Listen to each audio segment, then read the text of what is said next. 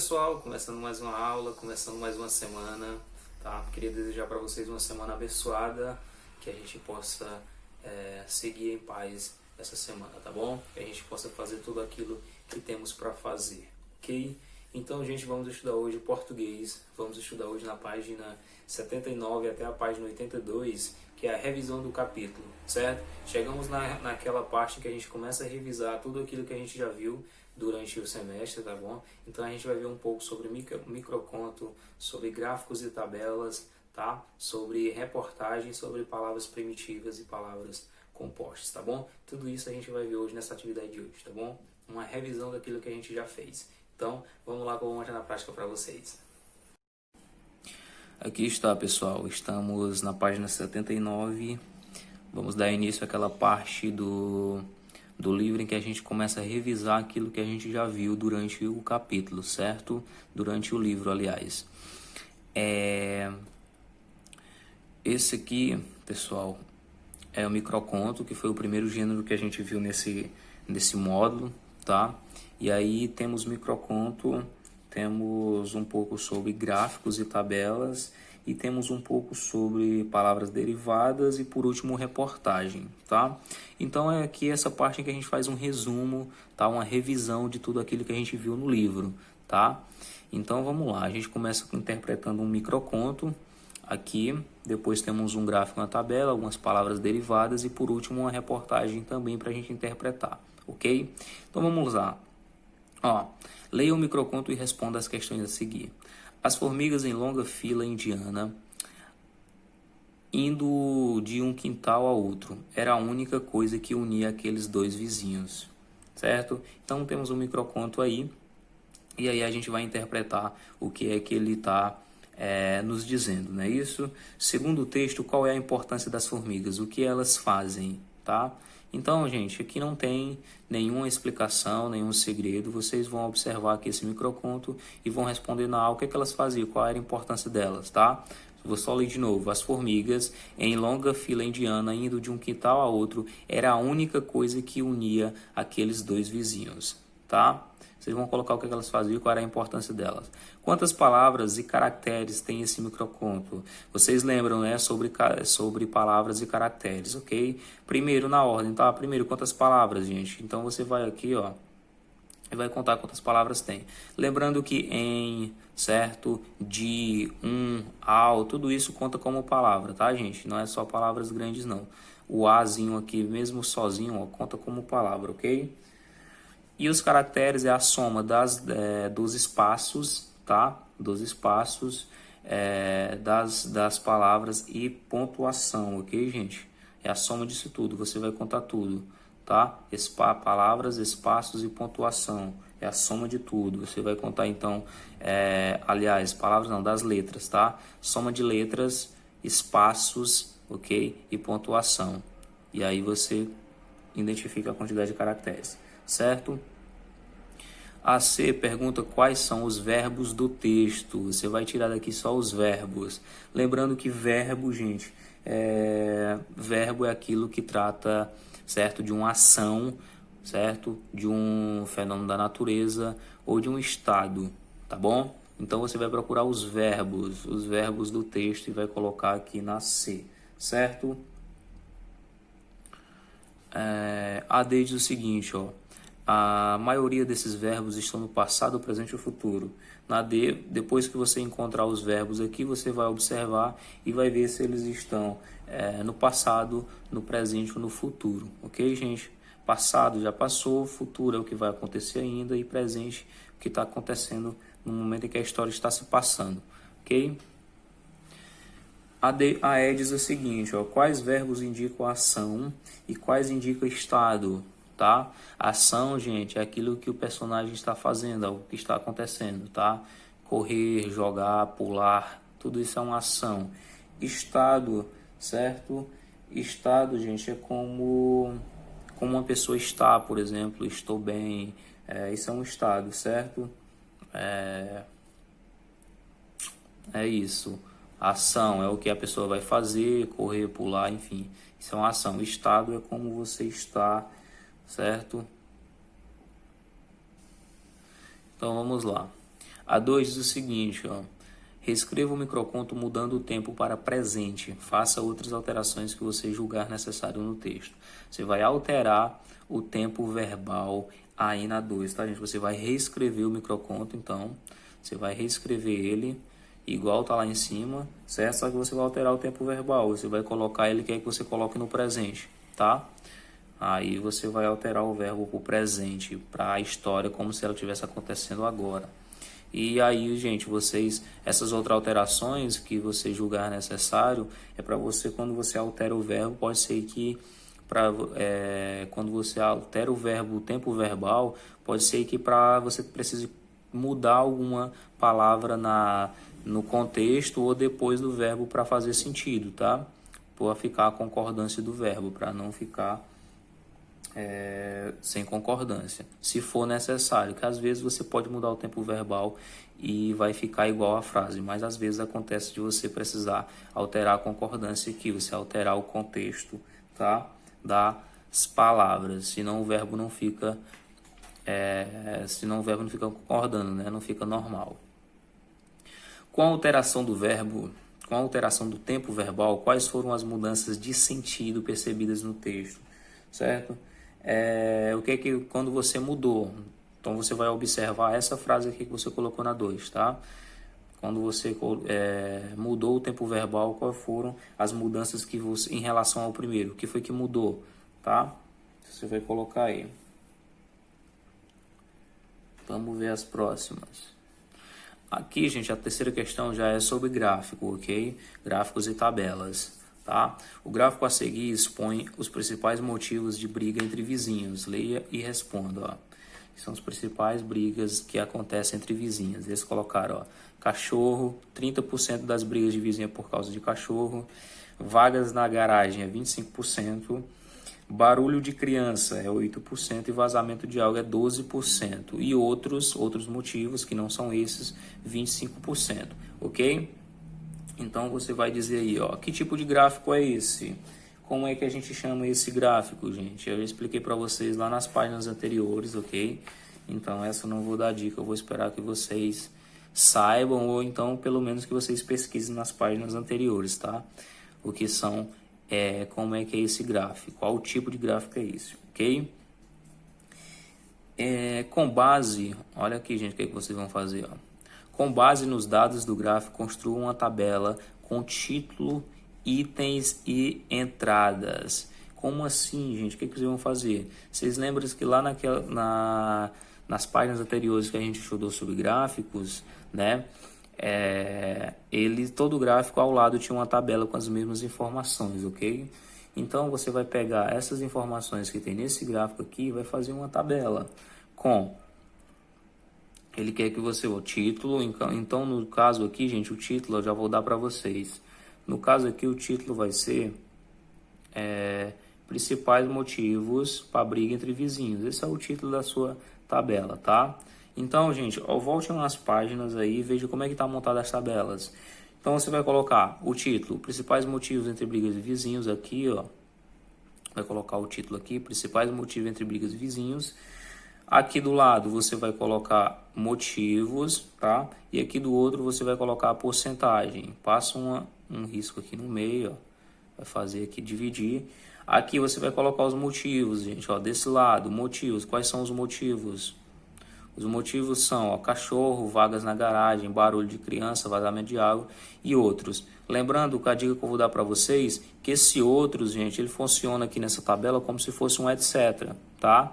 Para indicar que tem mais algumas coisas. E etc, como vocês sabem, sempre vem por último. Então aqui vocês vão colocar todos os outros motivos e esses outros vocês deixam por último. Então vocês vão colocar aqui os motivos, ó, vazamento de água, cachorro, barulho de criança, enfim, outros, tá? E aí é só você voltar aqui na tabela, ó, e pegar as porcentagens agora, tá? Cachorro, 30%, então você vai colocar aqui na frente 30%, tá? Coloca aqui 30%. 30%, ok? Pronto. Só dando só exemplo, tá, gente? Então observe que vazamento de água. Onde tiver o vazamento de água aqui, você coloca na frente a porcentagem. Só isso, gente. Então dá para construir uma tabela maravilhosa aí, tá? Lembrando, coloca o título, tá? Principais motivos de briga entre vizinhos. E aí você coloca motivo e aí porcentagem aqui, vai colocando aqui abaixo, ok? Beleza. Vamos ver as próximas. Essa próxima aqui, a quarta questão, já é sobre palavras primitivas, né? Derivadas, aliás, componha palavras derivadas com acréscimo dos sufixos e dos prefixos e sufixos ao seguir. Então, gente, ó, já que isso é sobre as palavras derivadas, ok? O que é que a gente vai fazer, gente? Ó, vamos fazer o seguinte. Você, lembrando que prefixo é o que você vai completar antes da palavra, tá? E sufixo, pessoal, que vem depois da palavra primitiva. No caso aqui de tolerância, tá? É a palavra primitiva, tolerância. Se você for completar, você vai completar aqui primeiro com prefixo nesse espaço, ó, tá? Esse espaço aqui prefixo, aqui com sufixo, tá? Então, prefixo você vai acrescentar antes do to aqui, antes do T. É o prefixo, você vai acrescentar algo antes dele para formar a palavra. E sufixo você vai acrescentar no final aqui, tá? Então você vai escolher primeiro o que faz sentido aqui para você colocar tolerância. Então você vai escolher um desses aqui para fazer um prefixo. Lembrando que tem que fazer sentido, tem que dar uma palavra que exista, tá? E depois você vai completar com o sufixo aqui nesse outro espaço, também desses daqui, tá, gente? E obviamente vai ter sufixo e prefixo repetido nas palavras, porque a gente tem apenas 5 palavras, temos 1, 2, 3, 4, 5, 6, 7, 8, vários espaços aí, tá? Então o mesmo sufixo que você usar em uma palavra, você pode usar outra, desde que exista a palavra, tá, gente? Vamos lá, vamos à obra. Componha palavras por justa posição com guarda-roupa, tá? Justa posição, pessoal, eu expliquei para vocês também, não sei se vocês lembram, mas justa posição é quando você usa as palavras iguais, elas estão aqui, ó. Você vai pegar a palavra, só que no caso aqui você vai usar guarda, ó. A é guarda e a B é porta, tá? Você não vai usar guarda-porta, não, as duas não. Você vai usar primeiro na guarda e vai formar 3 palavras compostas, tá? Justa posição é quando você usa as palavras iguais elas são. Por exemplo, guarda, dá para fazer guarda-chuva, tá? Então, ó, já dei a primeira, tá? É uma palavra composta. Então, você vai colocar aqui nesses espaços, tá bom? Depois você vai usar com porta. Palavras com porta, você vai, já entendeu? E vai usar com justa posição, porta também. Então, você vai só procurar uma palavra para você completar. O que é que a gente pode fazer com porta? O que é que existe? Palavras compostas. Porta-copo, por exemplo, porta-toalha, enfim, tá? Já estou dando a dica para vocês. Então, vocês vão usar a justa posição para fazer palavras compostas com essas duas aqui, ok? Primeiro com guarda, depois com porta.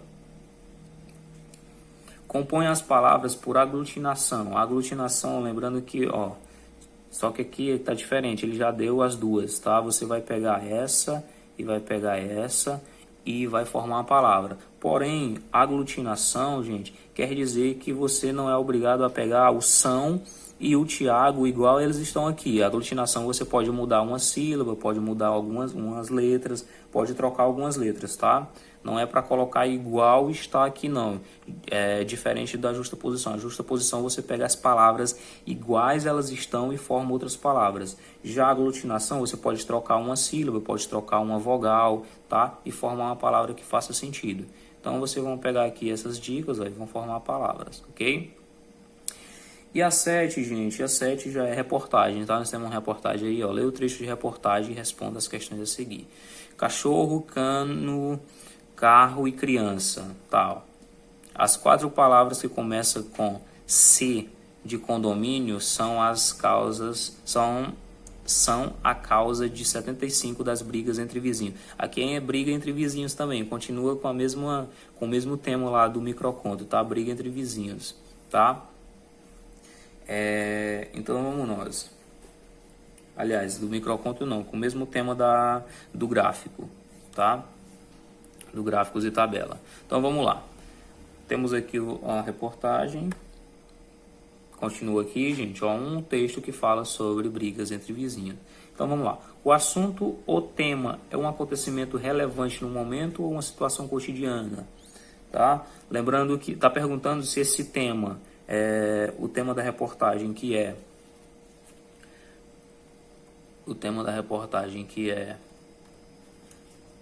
cachorro, cano, carro e criança. O tema da reportagem, gente, é sobre briga entre vizinhos, né? Isso, apesar que é o título, tá falando de cachorro, cano, carro e criança, que são os motivos para a briga. Mas o tema, o assunto da reportagem é sobre briga entre vizinhos, ok? Então você vai dizer lá na A, pessoal, se esse tema, se esse assunto é um assunto ou tema é um acontecimento relevante do momento, é uma coisa de momento, briga entre vizinhos é algo de momento, ou uma situação cotidiana, ou é algo que acontece durante alguns dias, durante os dias, o cotidiano das pessoas. Você vai dizer, tá? Algo de momento, algo que acontece uma vez e pronto, ou é algo que acontece naturalmente, algo que acontece rotineiramente, tá? No cotidiano. Aí a B diz o seguinte, ó. Os dados numéricos ajudam a dar credibilidade ao texto, por quê? A gente já viu sobre isso, né? Os dados numéricos, no caso a porcentagem, tá? Porcentagem de brigas, enfim, tá? Os dados que tem no meio do texto aí, os dados numéricos e até mesmo as tabelas, tá? Ele ajuda a dar credibilidade no texto, a gente já falou sobre isso. Por quê? A 8 diz o seguinte, ó. Classifique o sujeito de cada trecho como simples, composto, oculto ou indeterminado. Vamos lá, gente. A gente já viu tudo sobre isso também agora nas últimas aulas. Então tá recente na nossa cabeça, né?